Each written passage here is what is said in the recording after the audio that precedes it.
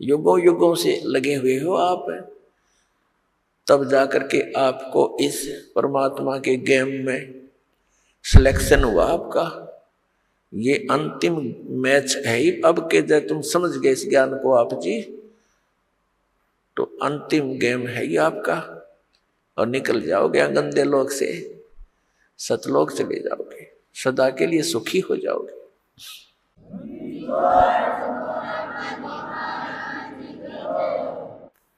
पुण्यात्माओं, यहां सुख नाम की वस्तु नहीं है, और जिस सुख को हम यहां खोज रहे हैं उसका कितना नामो निशान नहीं। जिस कारण से अंत में ऋषि महर्षियों ने केवल सिद्धियों का सहारा लिया, एक दूसरे पर प्रभु बनकर, एक दूसरे से अधिक चमत्कारी बनकर वो यहां अपना भक्ति नाश करते रहे, और जनता को अपने पीछे लगाकर उनका भी जीवन नाश कर गए। परमात्मा आते हैं, यथार्थ ज्ञान हमें बताते, लेकिन हम उसको स्वीकार नहीं करते। क्यों नहीं करते? क्योंकि हम शिक्षित नहीं थे। और जो व्यक्ति परमात्मा के मार्ग के मास्टर समझे जाते थे, ऋषि, गुरु, मंडलेश्वर, आचार्य, शंकराचार्य,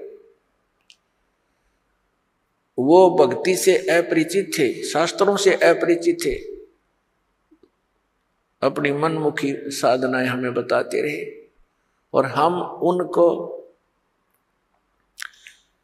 एक पहुंचे हुए महापुरुष, परम धनी मानकर हम निरसंशय होकर के उनके प्रत्येक वचन का पालन करते रहे। उन्होंने हमें कुछ भी ज्ञान दिया स्वीकार्य किया, क्योंकि हमें पता नहीं था, और हम उनको एक विद्वान पुरुष मानते थे। जैसे कोई रोगी डॉक्टर के पास जाता है और उस डॉक्टर ने बहुत बड़ा बोर्ड लगा रखा है, तो फिर डॉक्टर जो भी औषधि देगा तो रोगी के सामने कोई शंका का तो प्रश्न उठता ही नहीं। जो डॉक्टर औषधि देता है, जैसे उसके खाने की विधि बताता है, तो रोगी को तो खाना ही होता है। तो पुण्यात्मा, डॉक्टर की औषधि को डॉक्टर ही बता सकता है कि ये रोग नाशक है, या वैसे कोई पुड़िया में राख बांध कर दे रखी है। तो ये दास भी डॉक्टर है अध्यात्म मार्ग का। हम सभी प्राणियों को जन्म और मृत्यु का रोग लगा हुआ है, और जब तक जन्म और मृत्यु का नाश, ये अंत नहीं होगा, तब तक हम परम शांति को नहीं प्राप्त कर सकते। तो पुण्यात्माओं, इस दीर्घ रोग के नाश की कौन सी औषधि है, कौन सा उपचार है, अर्थात जन्म मरण के रोग का नाश करने वाले कौन से मंत्र हैं या पूजाएं हैं, कौन सी साधनाएं हैं, उनका प्रमाण कहाँ है, और किन किन महापुरुषों ने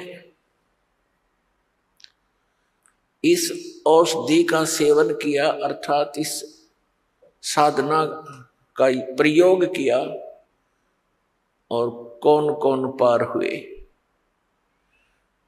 जैसे कोई डॉक्टर होता है, वो औषधि देता है और रोगी बहुत दुखी होता है, तो वो बताता है, वैद्य बताता है कि एक व्यक्ति फलाने गांव का, उसका ये नाम है, उसके यही रोग था, उसने ये औषधि खाई थी, वो ठीक हो गया। ऐसे कई व्यक्तियों के नाम बताता है।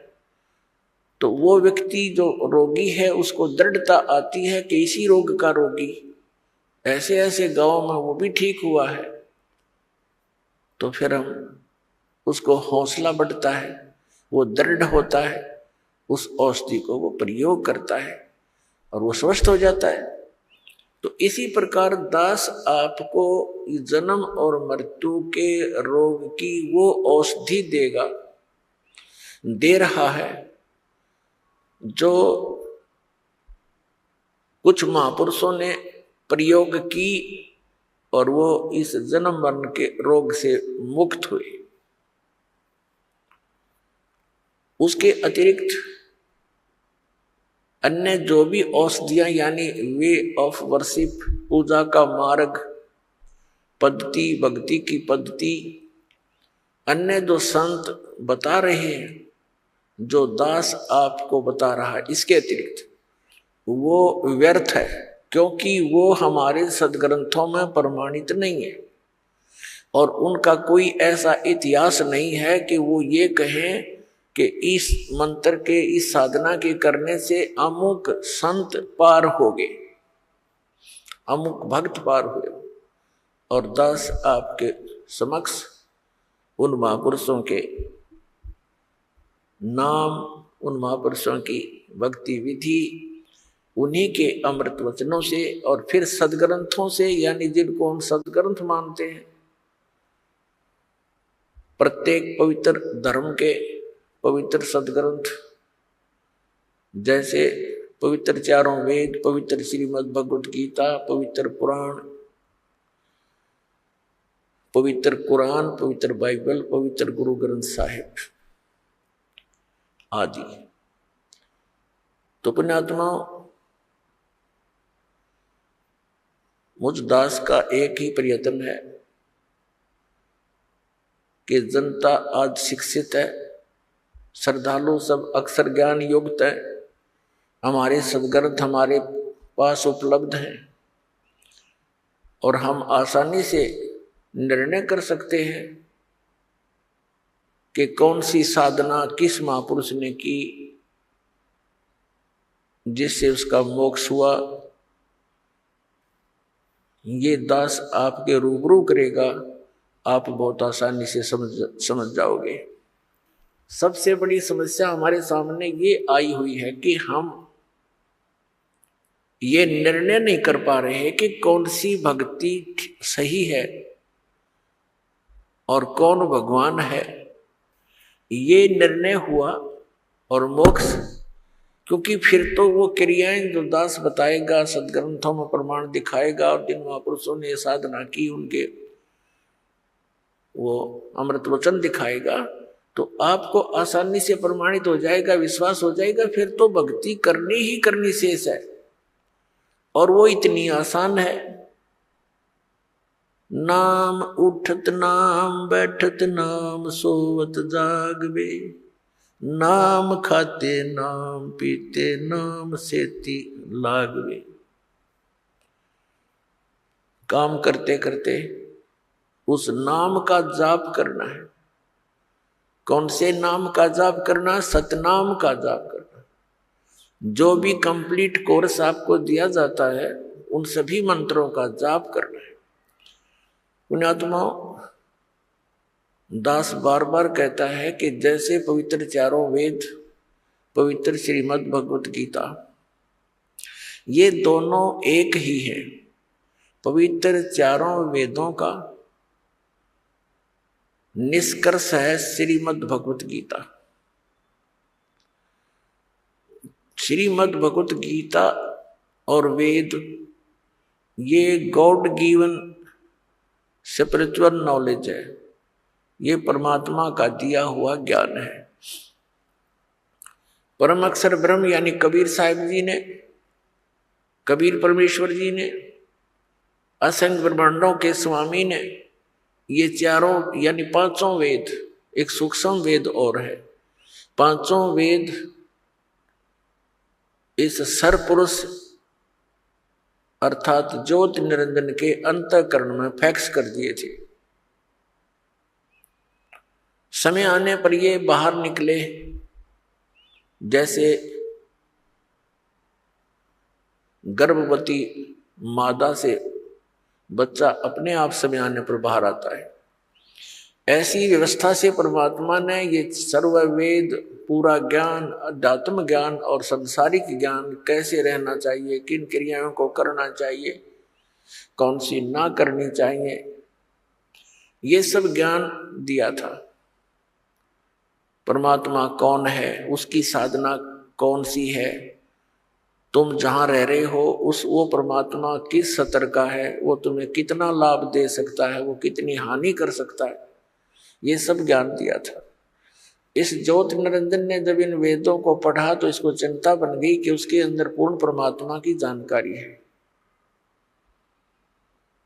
और उसके पाने का कंप्लीट ट्रीटमेंट, कंप्लीट यानी पूर्ण रूप से विधि है।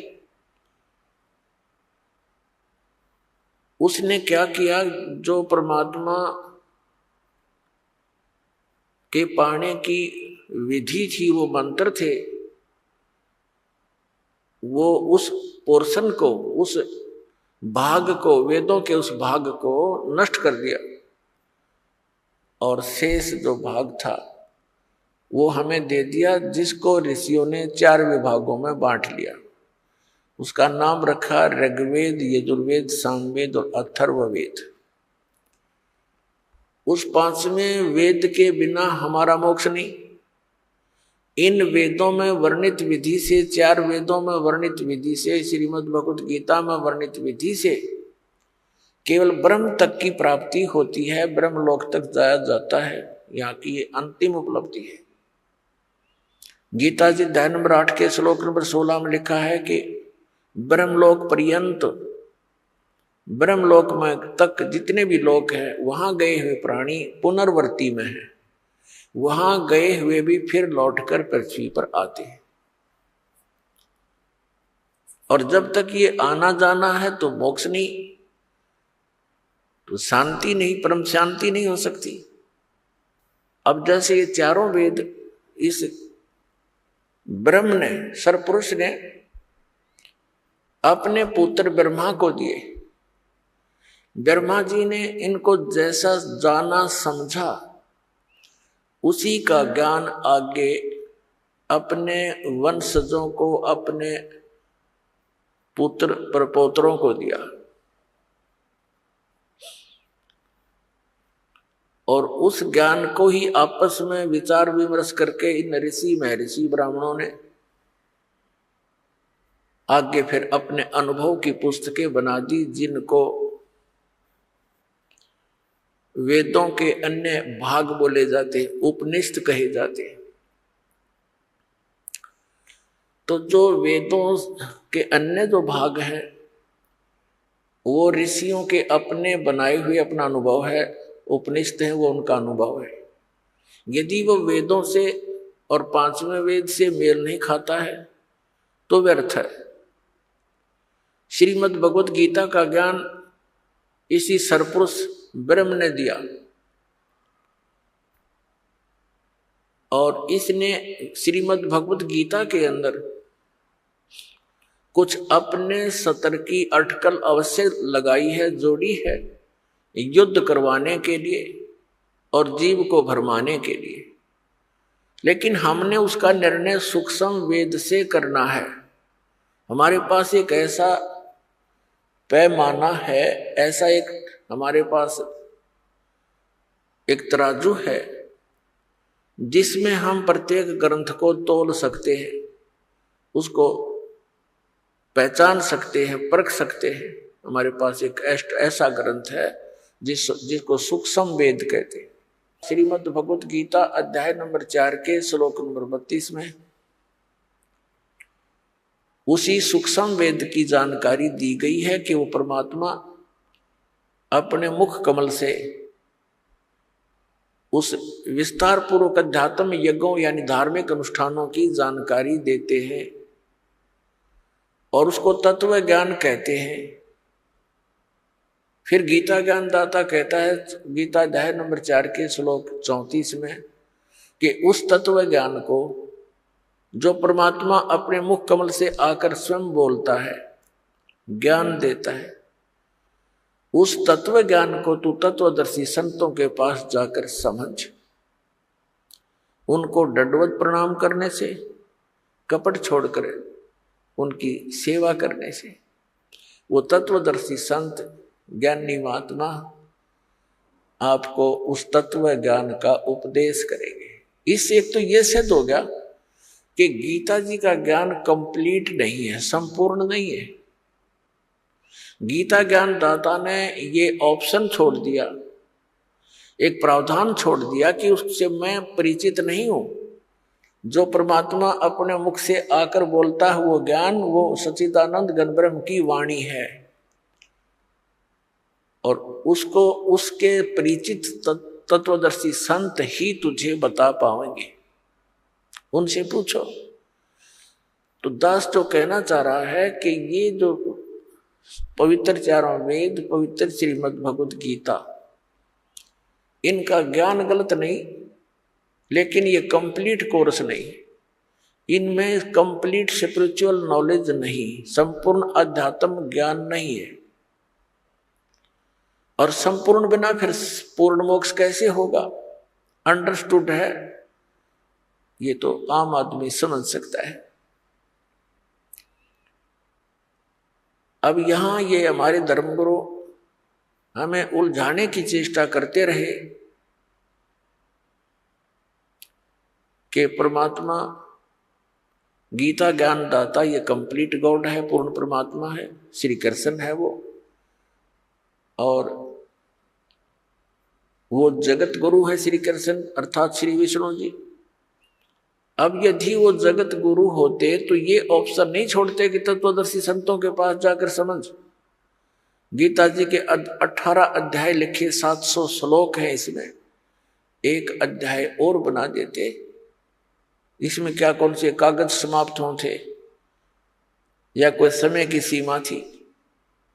तो कहने का भाव ये है कि ये ज्ञान जो परमात्मा स्वयं आकर देते हैं वो ज्ञान किसी के पास नहीं होता।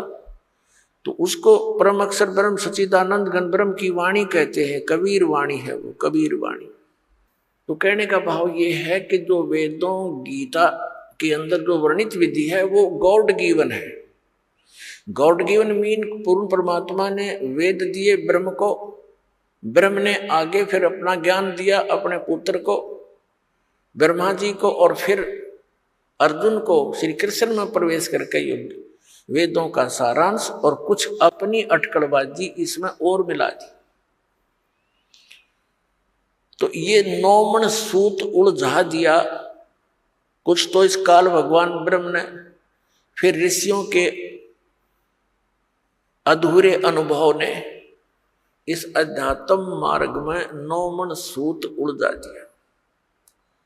उस 9 मन सूत को सुलझाने के लिए वो परमात्मा स्वयं ही आते हैं और उसको सुलझाकर रख देते हैं। जैसे आज से 600 वर्ष पहले लगभग परमात्मा आए थे, सन 1398 से सन 1518 तक 120 वर्ष परमेश्वर यहां रहे पृथ्वी पर, सतलोक से सहशरीर आए थे, सहशरीर चले गए थे। तो उसमें उन्होंने अपना ये ज्ञान बोला था, अपनी अमृतवाणी बोली थी, वो परम अक्षर ब्रह्म है। तो उस समय इस अध्यात्म ज्ञान को सुलझाकर अपनी अमृतवाणी में लिख कर चले गए थे। परमात्मा जानी जान है, उनको मालूम था कि काल फिर से अपना कोई अटकलबाजी अड़ाएगा। तो परमात्मा के जाने के बाद उसी परमात्मा परमेश्वर कबीर देव जी के, कबीर साहिब जी के पंथ में, उन्हीं का गुणगान करने वालों में काल के दूत घुस गए। उन्होंने भिन्न भिन्न पंथ कबीर जी के नाम से चला दिए और उन्होंने उस सूक्ष्म वेद को, जो कबीर वाणी को, अपने अनुकूल जो भी उनकी व्याख्या, उनके अनुभव, उन्होंने जिससे भी कुछ ज्ञान ग्रहण किया, उस ज्ञान का जैसे भी समर्थन, उस अज्ञान का समर्थन, अपने अज्ञान अनुभव का समर्थन करने के लिए उन्होंने ग्रंथ, उस कबीर सागर में, कबीर साहब की वाणी में भी कुछ हेर फेर कर दिया। अब कारण क्या था कि वो लोग ये कहा करते थे कि कबीर सागर से हम ज्ञान दे रहे हैं, और वो बक रहे थे वैसे। फिर उन्होंने देखा कबीर सागर में कि कल ने कोई पूछ ले भी कहाँ कबीर सागर में, तो देखा उसमें गड़बड़ी पाई। उनकी व्याख्या के विपरीत कबीर सागर परमात्मा की वाणी बोल रही थी, कबीर साहब की वाणी। तो उन्होंने उसमें अपनी अटकल अनुसार अपने अज्ञान को सत्य करने के लिए कुछ उसमें परिवर्तन भी किए। अब मालिक को मालूम था कि 600 वर्ष तक, क्योंकि आज इसकी आवश्यकता होना पड़नी थी,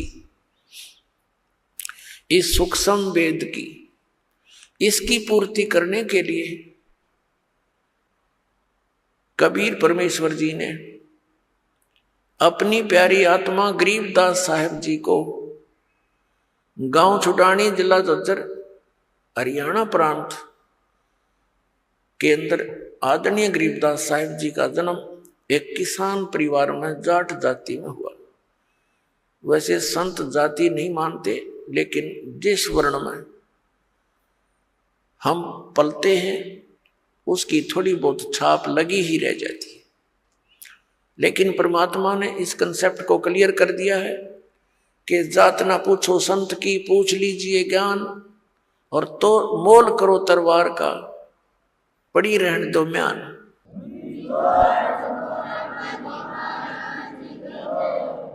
आदरणीय गरीबदास साहिब जी जब 10 वर्ष के बालक थे, अपने ही गांव के खेतों में, अपने ही खेतों में, अपनी जमीन में वहां पशुएं गौवें चरा रहे थे। परमात्मा वही कबीर देव काशी से सह शरीर जाने के लगभग 200 वर्ष उपरांत सन 1518 में गए थे, सह शरीर चले गए थे परमात्मा कबीर जी, और सन 1727 में आकर के वे गरीबदास जी को सतलोक से आकर के फिर मिले, लगभग 209 वर्ष बाद। और फिर उनको वहां आकर उनके पास पहुंचे। उस समय ये पाली यानी आदरणीय गरीबदास साहिब जी तथा उसी के साथी गवाले वहां पशुएं चल रही थी। दिन के 10 बजे फाल्गुन सुदी द्वादशी, फाल्गुन सुदी द्वादशी और विक्रमी संवत 1784 यानी सन 1727 दिन के 10 बजे खाना खा रहे थे। गौवें चर रही थी इधर उधर, कुछ बैठी थी वृक्षों के नीचे। परमात्मा एक साधु वेश में, जिंदा के महात्मा के वेश में वहां आए। पालियों ने, ग्वालों ने कहा राम राम महाराज जी। परमात्मा ने कहा राम राम भाई। तो उन पालियों ने, बच्चों ने कहा कि महात्मा जी भोजन पाओ। परमेश्वर ने भोजन से मना कर दिया और धन्यवाद कर दिया और कहा भोजन मैं खा के आया हूं भाई अपने गांव से। ग्वालों ने पूछा आपका गांव कहाँ है, कितनी दूर है यहां से? परमेश्वर ने कहा कबीर जी ने कि 16 शंख पर हमरा तकिया, हम गगन मंडल के जिंदा, हुक्म हिसाबी यहां चल आए, काटन काल का फंदा। पालियों ने पूछा था कि महाराज जी आपका डेरा कहाँ है, आपका गांव कौन सा है, आप कहाँ रहते हो? तब परमेश्वर ने कहा था कि 16 शंख पर हमारा तकिया, 16 शंख कोश पर हमारा तकिया यानी हमारा स्थान है। हम गगन मंडल के जिंदा, हम आकाश में घूमने वाले महात्मा हैं। हुक्म हिसाबी हम चल आए, काटन काल का फंदा। हम अपने ही आदेश अनुसार यहां काल के इस फंद को काटने के लिए आया हूं। इस गूढ़ ज्ञान को बच्चे नहीं समझ सके, वो पाली ग्वाले नहीं समझ सके, जिसमें बड़ी उम्र के भी थे।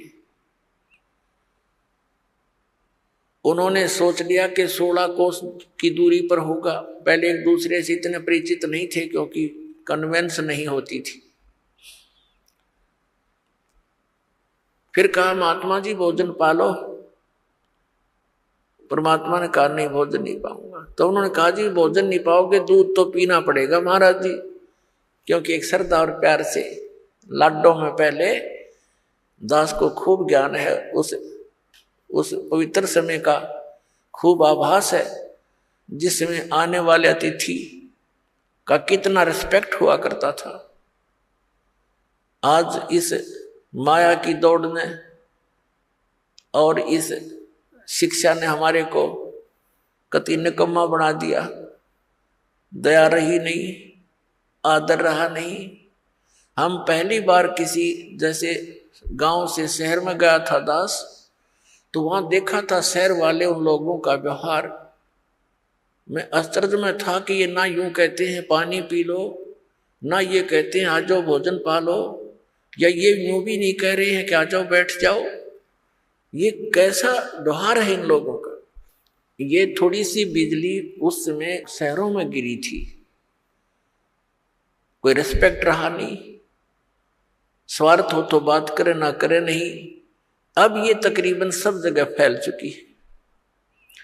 तो उस समय ये दास देखा करता था, कोई भी व्यक्ति अननोन आ जाता था और कहता था मैं आज रात यहीं रुकना पड़ेगा मुझे, उसका विशेष सत्कार आदर अलग से उसका रहना बहुत प्यार से रखा करते थे और भोजन की सर्वप्रथम पूछा करते थे। तो उसी दृष्टिकोण से उन्होंने कहा जी वो दूध तो पीना ही पड़ेगा। पहले गौवे बहुत रखा करते थे गांव शहर में, यानी खेतों में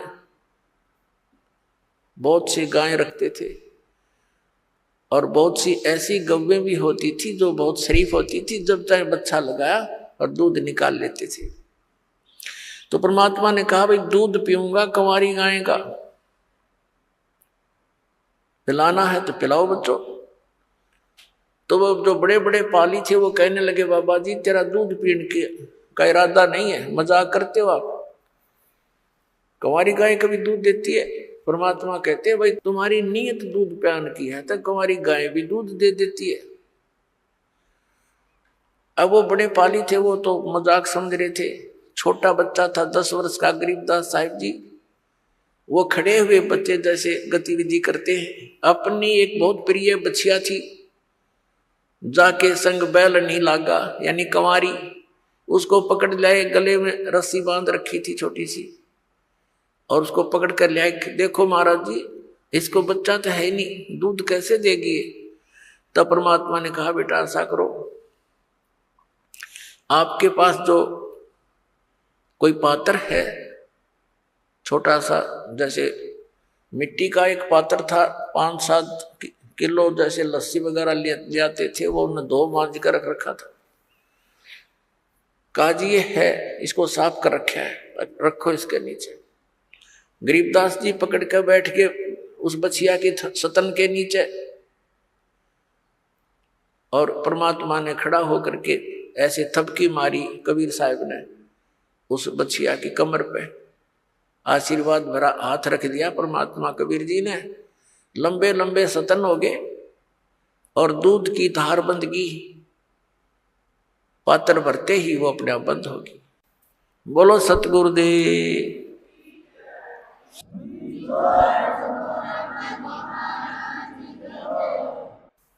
अब वो गरीबदास जी उस लेकर के उस पात्र को परमात्मा से कहा ले महाराज जी पी लो, आपने तो कमाल कर दिया। अब परमात्मा ने आधा पिया, कुछ पिया उसमें से, और शेष कहा ले बच्चों तुम पी लो, पालियो तुम पी लो, गवालो। तो बड़े बड़े जो गवाले थे वो कहने लगे हम ना पीवें, एक तो आपने जंतर मंत्र का दूध निकाल दिया और फिर पता नहीं तू कौन सी जाति का है, तेरा जूठा हम ना पीवें, और ये जंतर कुंवारी गाय का दूध हमें पाप लगा, हम कभी नहीं पीवें। वो तो उठ कर चले गए इस बात के मारे कहीं बाबा जी प्रेशर ना दे दे, पीना ही पड़ेगा। गरीबदास जी ने कहा लाओ भगवान आपका दास पीवेगा।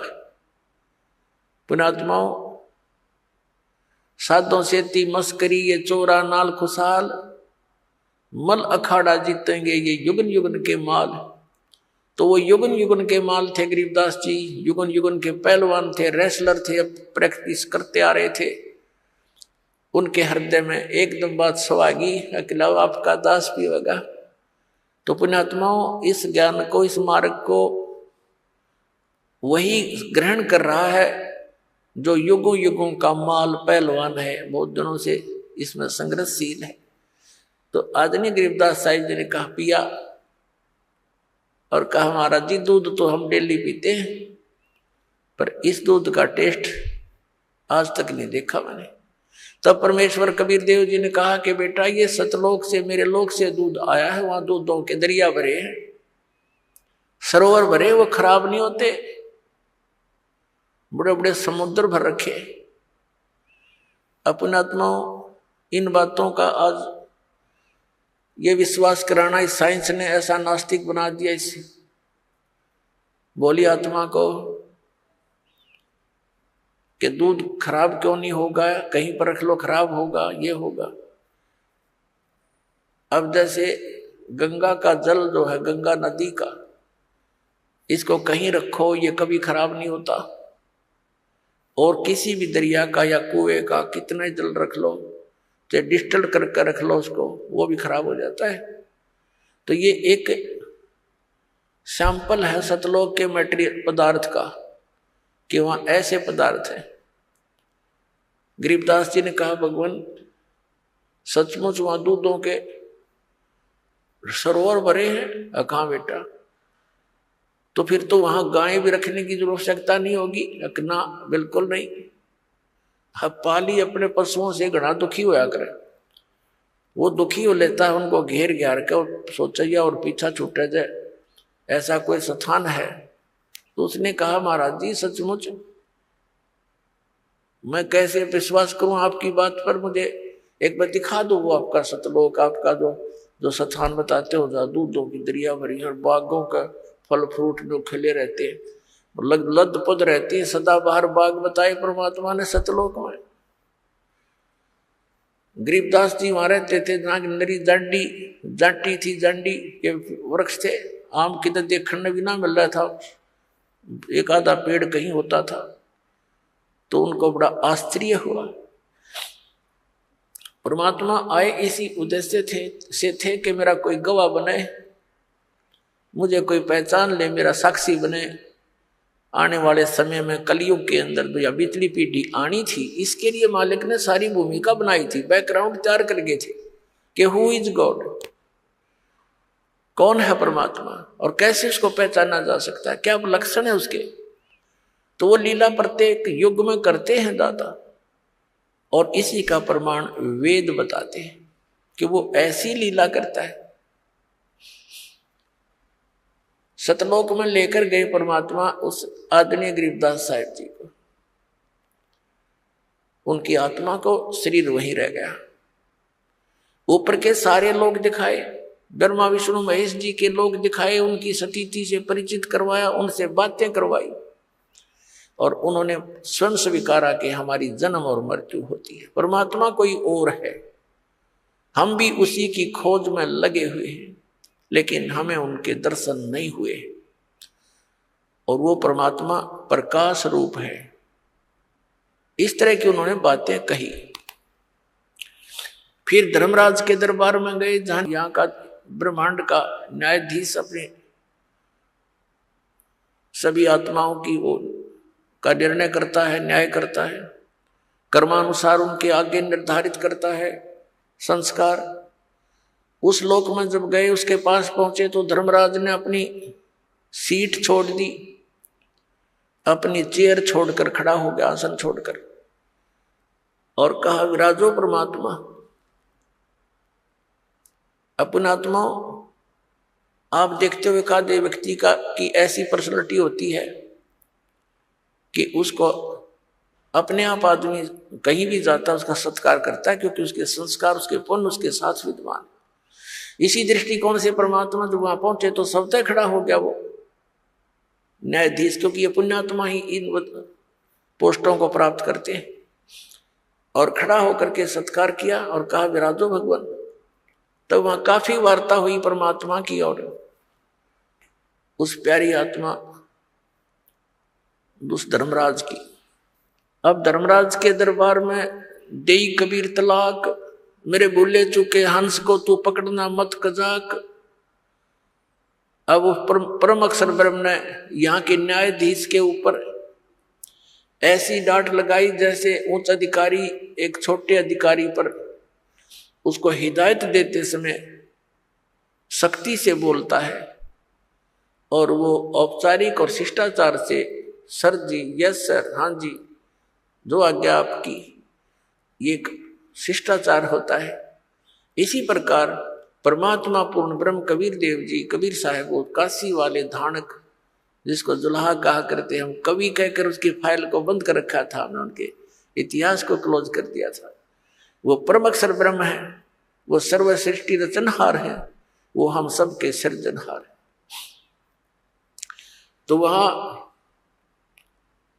गरीबदास साहिब जी के सामने अपनी समर्था दिखाते हैं। धर्मराज से कहा कि खबरदार दे, तूने मेरे किसी हंस का, जिसने मेरे संत से, मेरे द्वारा, मेरे रिप्रेजेंटेटिव, मेरे द्वारा भेजे संत से उपदेश प्राप्त प्राणी का तूने अकाउंट भी नहीं ले करना, उसका लेखा जोखा भी नहीं करना तूने। खबरदार दे, उसको पकड़ लाया है तो। धर्मराज हाथ जोड़कर कहता है, करबद्ध होकर कहता है कि ये परमात्मा, आपके हंस को, आपका जो उपदेशी होगा उसको मैं कभी नहीं पकड़ूंगा, उसको कोई दंड नहीं दूंगा। धर्मराय दरबार में देई कबीर तलाक, मेरे भूले चुके हंस को तू पकड़िए मत कजाक। बोले पुरुष कबीर से धर्मराज कर जोड़, और तुमरे हंस को पकड़ो नहीं मन 2 लाख करोड़। आपका जो हंस होगा मैं कभी उसको नहीं पकड़ूंगा, ना उसको दंडित करूंगा। और फिर उसने कहा कि परमात्मा, जब तक आपकी शरण में ये जीव नहीं आता तब तक इसके पूर्व जन्म के संचित पाप कर्म मेरे पास विद्यमान होते हैं। हे प्रभु, अब मेरे कागजों में स्टैंड करते हैं, और यहाँ का नियम है जैसे कोई कर्म करेगा वह भोगने पड़ेंगे। तो परमात्मा, उसको तो मैंने दंड देना पड़ेगा, मेरी मजबूरी है।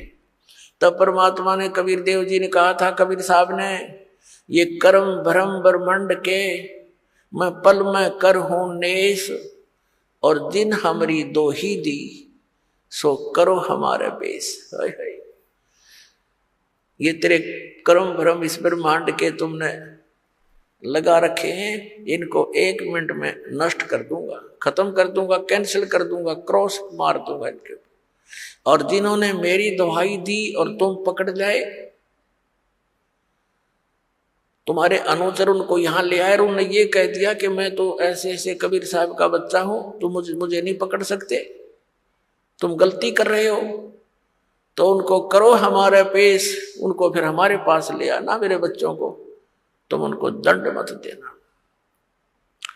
ऐसी वार्ता सुनकर गरीबदास जी गदगद हो गए कि तो समर्थ बाबा जी तो बहुत बड़े तगड़े हैं, और यहाँ का यो न्यायाधीश और ये बड़ा देवता भी ऐसा हाथ जोड़कर खड़ा इसके आगे। तो फिर आगे अपने लोक में ले गए परमात्मा। उससे पहले काल के का वो सतिथि, वो स्थान दिखाया जहां पर ये एक ब्रह्म लोक में अलग से एक स्थान बनाकर गुप्त रहता है।